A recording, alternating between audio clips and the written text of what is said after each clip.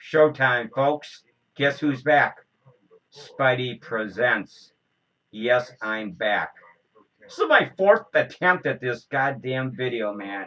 Goddamn thing just keeps fluctuating and freezing up. Hopefully this one will work. Oh my god. So we're going to talk about one of my favorite movies from 1987.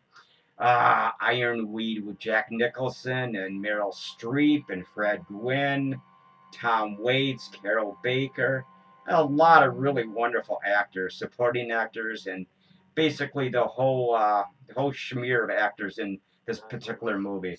Oh, it's a wonderful, wonderful movie, folks. I love this movie a lot. Anyway, it came out in 1987. Let's show the cover of this thing. Ironweed, man. Jack Nicholson. I think this is one of his best movies ever. You know, he's done a lot of great movies along with the other actors and actresses in this movie. But I think this is one of his best movies. I've watched this thing probably about a dozen times in the last maybe 3, 4 years.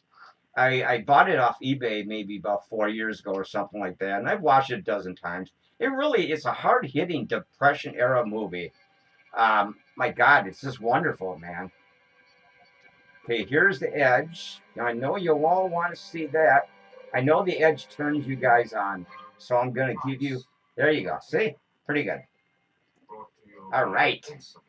Woohoo. Anyway, has Meryl Streep, like I said, Fred Gwynne, Tom Waits, oh, Carol Baker, oh, Jack, of course.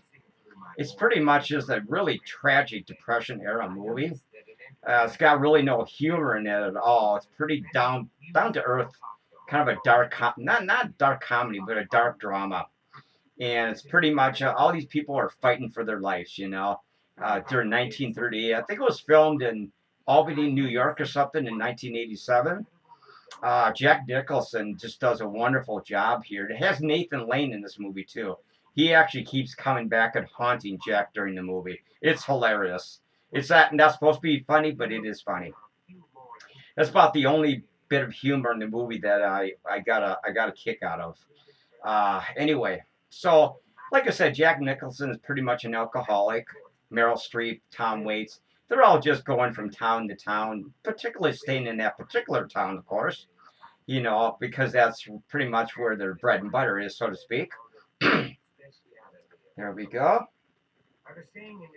Good movie. It has a nice cover, of course. Here's the back side, just regular stats, statistics and stills and all kinds of stuff. And then I already showed you the edge because I know that turns you on. Anyway, so basically about 22 years prior to the beginning of this movie, Jack Nicholson had a baby with Carol Baker, his current wife, and unfortunately the baby fell out of Jack Nicholson's arms and it hit the kitchen floor or something and it died. And he has just been in complete tragedy. He's grief stricken. He is so. He had to leave Carol Baker because basically he was just so upset about what happened. It was nothing but a pure accident. And so basically he just kind of goes on the road, stays away from Carol Baker and the house. They have actually a pretty nice house in that particular town. And so he's just kind of hanging out with other people who are homeless, with Meryl Streep and Tom Waits and, and other character actors and stuff in this movie. You'll recognize a lot of people in this particular movie. It is so well done. It's a really nice Depression era type of a movie, 1938 or something in that particular time in our history. I'm not sure when the Great Depression began and when it actually ended, but it's just a wonderful movie, folks. Wonderful movie. Oh my God, I love watching this movie a lot. It really hits home, man. It hits home. You feel so bad for Jack Nicholson and stuff like that, and the rest of the cast. They're really messed up, man. Unfortunately, it has a really tragic ending for Tom Waits and Meryl Streep. But anyway, so Jack Nicholson during the movie had to kill a couple people actually because they were trying to kill him as the 22 years have gone by because he's been in boxcars and people have been trying to chop his legs off, his foot off. This guy wanted his goddamn shoes, and he almost chopped his goddamn foot off trying to get the shoes from Jack Nicholson. Jack has to kill him, of course. And then he has to kill Nathan Lane, of course. I know there's some killings in this movie, but they're all tastefully done. Don't worry about it. They're not gory, nothing like that. Okay, there we go. Good movie, man. Good movie.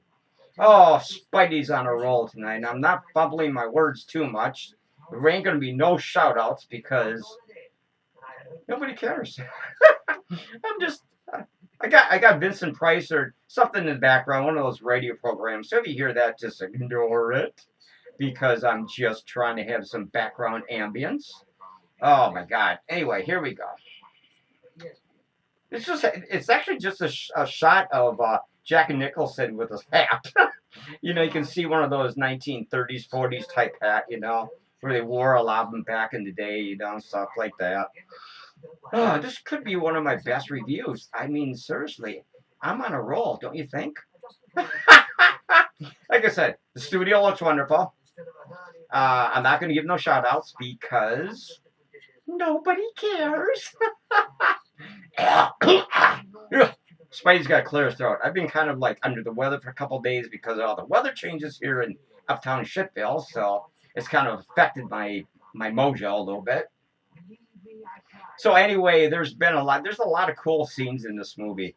I mean, they're all out there trying to get daily jobs and, you know, money for their families and trying to find a place to stay. Most of them just end up sleeping on the street in alleys and next to buildings with cardboard covering them up, stuff like that. It's very sad, extremely sad. It's kind of too bad that some people end up like that. But anyway, it doesn't have a very happy ending, you know, and it's got a lot of really cool stuff. Fred Gwynne is really cool. He plays his bartender. He owns this bar with Jack Nicholson and Meryl Streep and Tom Waits kind of like go there once in a while and buy a beer or something, you know. They ain't got much money, of course, you know. They're barely scraping it. I mean, I don't know how much they made per hour back in that particular time, but it wasn't much, folks. I mean, it wasn't much. Meryl Streep is basically kind of like Jack Nicholson's kind of on-screen girlfriend in this movie. Tom Waits is one of his buddies in the town, you know. This is kind of a sad review but it's such a great movie, man. It's so well, so well filmed, folks. It's a beautiful, beautiful movie to watch. I mean, but like I said, you're not gonna find many happy scenes in this movie. It's just a tough movie to watch at times but it's so well done. It is so well done. I mean, they're all serious. They're all just trying to fight for their lives, like I mentioned previously. So, I mean, unfortunately, Jack Nicholson is such an alcoholic in this movie. He's hallucinating constantly. All the people that he basically had to kill during the movie to get to his current age in this movie, they keep coming back as ghosts. He It's actually funny. He looks out the window or something, or he looks at this side of a building, and there's like 5 or 10 or 15 people. They're all just taunting the shit out of Jack, man. They're not really there. He just thinks they're there. He's hallucinating, or are they there? They could be. They actually could be there. It's very sad, man. I mean, I don't know if the alcohol poisoning or what, or maybe he's going to end up dying eventually from alcoholism or something. But he just cannot get away from these people who keep haunting him. I mean, they're literally just taunting the crap out of Jack, you know, and he's firing back at them. And I had to kill you. I had to kill you. You guys were trying to kill me. I had to kill you first. You know, it's really sad, man. This happens maybe at least 3, 4 times, 5 times in the movie where he just starts, oh my God, now what do you want? You know, and you feel sorry for Jack, man. He's just got a tragic past, man. And a current situation with these people, man. Oh, enough of that, man. It's actually kind of humorous, man. He's just smart enough back to these ghosts, man. They're all dressed in white, too. Like white suits, white hats, and everything. It's really weird, man. Oh, Nathan Lane is really outstanding as one of the people that he actually killed. Nathan Lane was like a conductor on this train that was trying to bring scabs in to take the town's jobs away from them because they were on strike. Oh my God, he kills Nathan Lane accidentally with a rock to the head, man. Oh, it's very sad, man. Nathan Lane is walking around with a rock stuck to his head or something, man. He's a ghost, of course.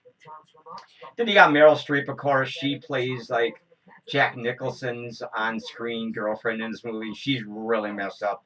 She's going to end up passing away at the end. She has kidney disease or liver disease or something. Then you got Tom Waits, who's actually really good in this movie. I like Tom Waits because he's a great actor and a great musician. I've always been a big fan of Tom Waits, man. Good actor, man.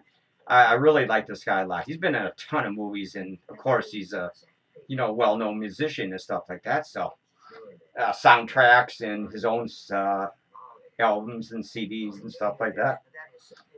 But anyway, so it's pretty much just a dismal type of Depression era movie, but really well done. I mean, there's just a teeny bit of humor in there, just enough to offset the tragic lives of these people.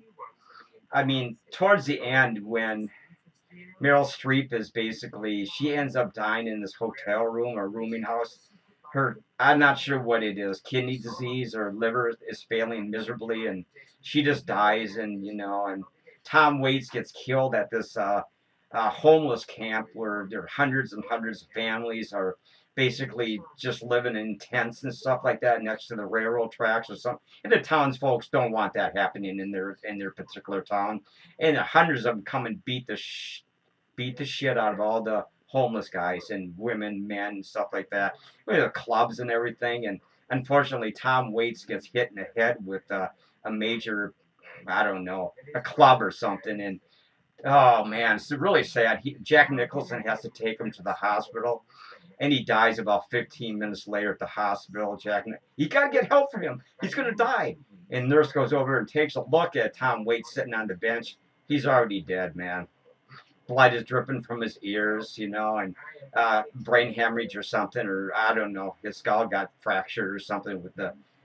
It's sad, man. Really terrible way for Tom Waits to die there in the hospital.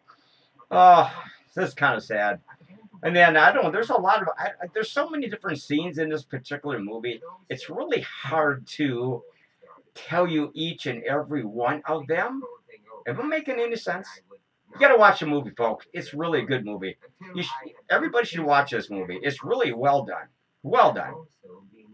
Okay, there we go. Well, we're up to about 13 minutes. That ain't bad. We're going to be rating this movie, of course, at the end. It's going to get a really outstanding rating from me because I just think it's just so beautifully done, this movie. I mean, Jack Nicholson is one of my favorite actors. Along with the other actors, they're all superb. I'm not putting one over the other, but Jack Nicholson, I think, is always, he's the Joker, of course. All those movies. I can't even think. He's done so many movies. He's probably about 90 years old now, or 85, 90 years old. I hope he makes some more movies before it's time for him to go.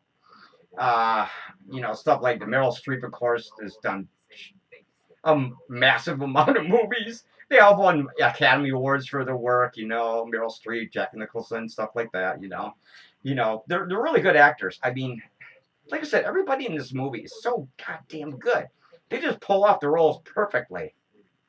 There's a scene where Jack Nicholson has to go visit his baby at the graveyard, and of course he's up on the hill looking at the tombstone, and you can tell he starts to sob and he starts to regret what happened, stuff like that. That's really a sad scene, man. And then about 15 minutes later, he has to go back to the work wagon and start working in town with this one prick asshole who's trying to hire him for pennies. So it's a really sad scene at the graveyard, at the cemetery, you want to call it. So, you feel bad for Jack Nicholson, man. His whole life is just all messed up since the tragedy 22 years earlier with the baby and his wife, Carolyn Jones. Carolyn Jones. I mean, Carol Baker. What am I? I was thinking about the Addams Family or something there. What the hell, man? But there is a really cool scene. He decides to go back, Jack Nicholson, visit Carol Baker and their daughter and stuff like that. And of course, she wants him to stay permanently, and he doesn't want to stay permanently because the memories are just so horrible. What happened 22 years earlier in the house, with the baby and stuff like that. So, it's kind of sad for Jack, man. He's all cleaned up, shaven and everything, and because like I said, Carol Baker wants him to stay permanently, but he just can't do it because this has been haunting him for 22 years.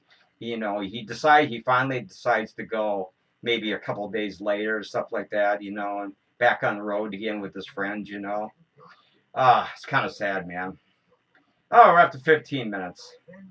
Oh, have I been battling so much? I've been battling so much. I'm battling, man. I am just battling. Oh my God. I keep showing this cover because I like this cover. The cover is kind of tragic looking anyway. You can tell that it's not going to be a happy movie, and it isn't, except for a few of the really brief bits of humor with the ghosts and everything like that. Oh my God. But anyway, I like the look of this movie. I love the look of this movie. I like the look of that movie because it was kind of like I like the architecture, I like the cars, I like the way people were trying to uh, go from their daily routine stuff like that, and it was a really cool movie, man. Cool era, I think. Not the Depression era, but the way the era looked. So I'm a big fan of the old stuff, from the 20s, 30s, 40s, 50s, 60s. I like the way the country looked, with the cars and everything, and the building architecture and stuff like that. So because I'm old, I'm just kind of nostalgic, so to speak. So anyway, we're up to about 16 minutes. Oh, actually 17 minutes. Oh, we're almost done with this review, folks. Anyway, we're going to talk about this movie. There's so many different scenes I could talk about, but I kind of just trying to give you little bits and clips of what the movie is about and what it looks like and the characters and the players in the movie and stuff like that. Anyway, we're going to rate this movie because I've been babbling on too long. Anyway, we're going to give this whole movie because I like the era. We're going to give it 10 Spiderwebs. I know a lot of people have no idea what Ironweed is. They never saw this movie, but I would highly recommend this movie. One of Jack Nicholson's best movies, I believe. An underrated gem, folks. And unfortunately, he should have won an Academy Award for this. I think they were nominated for Academy Awards, him and Meryl Streep, but some of the other actors. But I would really recommend checking this movie out. It's a great movie, man. It won't make you cry, but it will make you think, stand up and take notice, stuff like that. So basically, this is a perfect. I know a lot of my movies are 10 Spiderwebs, but this really deserves it, just like the last one. What was the last one? I can't remember. I am so spaced out. Anyway, we're going to be talking about High Noon with Gary Cooper pretty soon. Another classic from the 50s, Western, of course. So, 10 Spiderwebs for Ironweed with Jack Nicholson and the outstanding cast. Until then, you take care of yourselves, and we will see you at the movies. Yeah!